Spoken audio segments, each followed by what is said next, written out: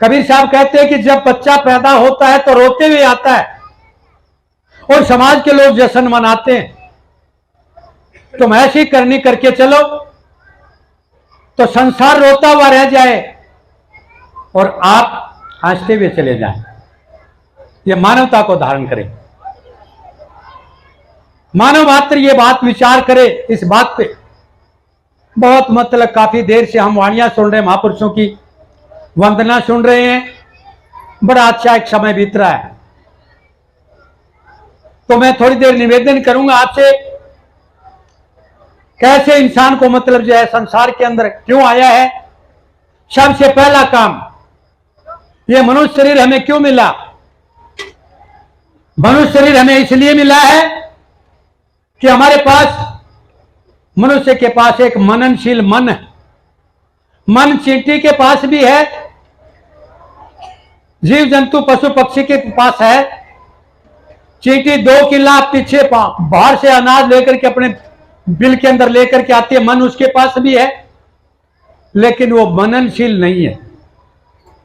मनुष्य के पास एक मन जो है मननशील है।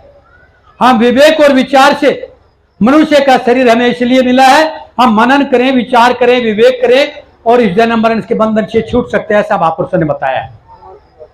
इसलिए हम मनुष्य हैं। सदगुरु कबीर साहब कहते हैं, मानुष होके नाम हुआ मुआ सो डांगर ढोर, एक जीव ठोर नहीं लागा बहा सो हाथी गोर। लाख शीश तू दे चुका काल बलि के हेत, एक शीश ना दे चुका गुरु चरण के हित।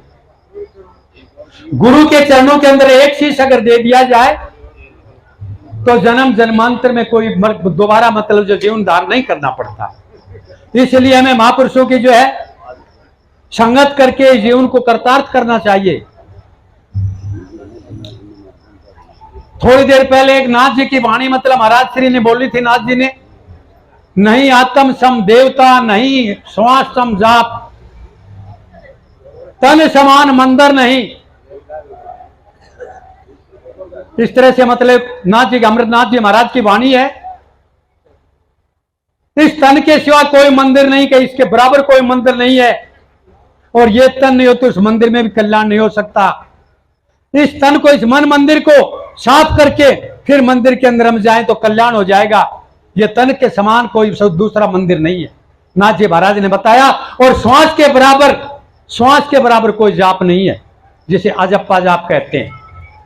वो इस जीवन के अंदर मिल सकता है, मनुष्य शरीर के अंदर दूसरा शरीर लेकर के नहीं मिल सकता। और कैसे मिलेगा, जब माता पिता शिक्षित हो। ये बड़े ध्यान देने योग्य बातें, और सबसे ज्यादा ये संख्या मेरी बहनों की, मेरी माताओं की है। आर्य समाज के जो एक उपदेशक संघ है, बड़ा ध्यान देने योग्य है। तेज सिंह जी ने लिखा था, उस समय बेटी को पढ़ाना पाप समझते थे माँ और बाप, लड़की को स्कूल में नहीं भेजना चाहते थे।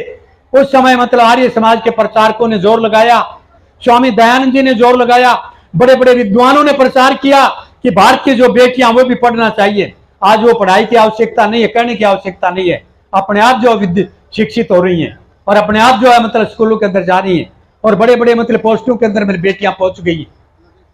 तो चौधरी तेज सिंह जी क्या कहते हैं, माता के सिखाए पुत्र, माता के सिखाए पुत्र पूर्ण विद्वान होते, माता के सिखाए पुत्र पूर्ण विद्वान होते, माता के सिखाए सुत सपूत और सूर हैं, माता के सिखाए ब्रह्मचारी बलवान होते, माता के सिखाए ब्रह्मचारी बलवान होते, माता के सिखाए सारे दुर्गुणों से दूर हैं, माता के सिखाए फंसे 18 ध्रुवेशनों में, माता के सिखाए फंसे 18 ध्रुवेशनों में, माता के सिखाए सारे दुर्गुणों से दूर हैं। कह कवि तेज सिंह सौ बातों की बात एक, भारत की बेटियों को पढ़ाना जरूर है। माता शिक्षित होगी, ये देश आगे बढ़ेगा। अब एक विचार आ जाता है, थोड़ी देर पहले भी शाम को चर्चा हो रही थी संतों के बारे में, मैं निवेदन करूंगा थोड़ा ध्यान देने की बातें। आप कह देते हो कि महापुरुष जो संत जो है वो ठीक नहीं है, कई जगह ये बात आ जाती है और संत वेश में ठीक में नहीं होते, कई जगह हो जाता है ऐसा। लेकिन माता पिता को पहले शिक्षित होना पड़ेगा। माता पिता शिक्षित नहीं होंगे तो अच्छी संतान पैदा नहीं होगी, नोट कर लेना। माता पिता शिक्षित होंगे तो अच्छी संतान बनेगी, और माता पिता शिक्षित नहीं होंगे तो अच्छी संतान, अच्छे महापुरुष। ये जो महापुरुष बैठे हैं जन कल्याण के लिए, ये किसी माता की मतलब देन है, किसी माता और पिता की देन है, जो ये मूर्तियां आपके सामने मतलब पूजनीय बैठे हैं। इसी तरह से माता पिता को ठीक बनना पड़ेगा, और आचरण को, आचार को, विचार को, खान पान को अमरनाथ जी महाराज ने बड़े सरल तरीके से और बड़े सटीक तरीके से बताया उस शास्त्र के अंदर, कि मैंने इस पेट को प्रयोगशाला बनाया है, और प्रयोगशाला बना करके देखा क्या खाना चाहिए क्या नहीं खाना चाहिए। कितनी सुंदर बात लिखी नाथ जी महाराज ने, पढ़िए उस शास्त्र को, बड़ा अनुभव लिखा उन्होंने अपने आप में।